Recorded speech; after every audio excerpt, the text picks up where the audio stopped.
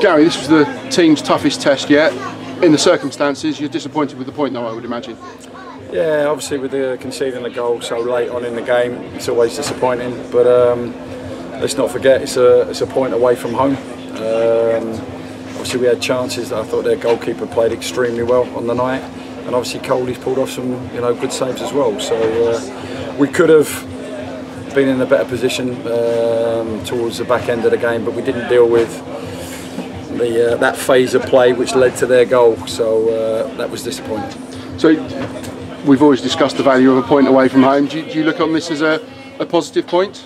Yes, yeah, of course it is. But obviously conceding a goal so late, we're all disappointed in the dressing room. But when you analyse it in the next couple of days, 4 games in, a point away from home is a good point really. But we are disappointed because it was so late on in the game.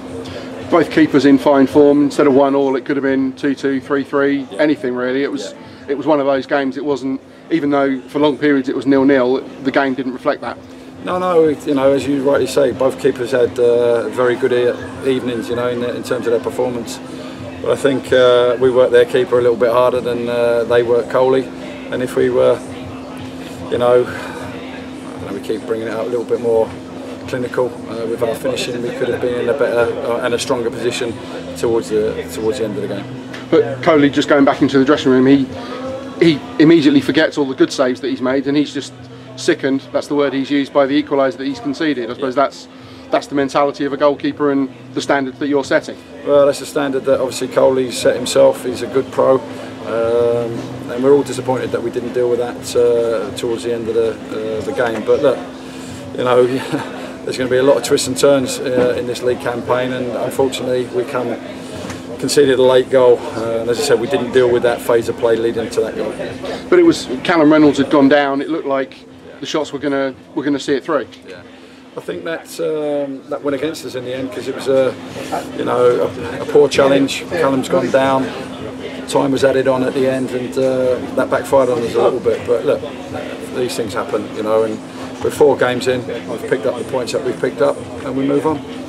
You're always looking for the win. Midway through the second half, you brought on Sean and Jake, and maybe unlikely out of the pair, it's Jake Gallagher who, for the second season in succession, has come to the Gallagher Stadium and scored. It was some good footwork and a fine finish from him. Yeah, it was. Yeah, I think they'll probably rename it Jake Gallagher Stadium.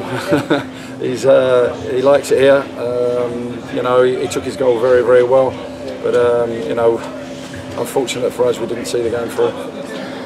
I said at the start, it's the toughest test yet. Maidstone didn't look like a team that had only earned 1 point from their first 3 games. They gave it a real go. Oh, they did, yeah. You've got to give them some credit as well. They kept going.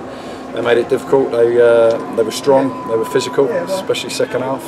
And we had to stand up to that challenge, and I thought we did, apart from conceding that late goal.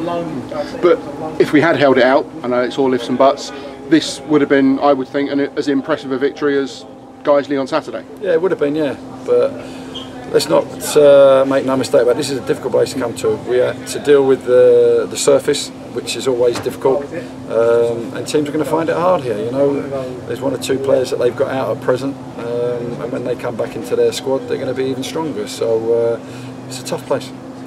Thank you very much, Gary. Good evening. Thank you.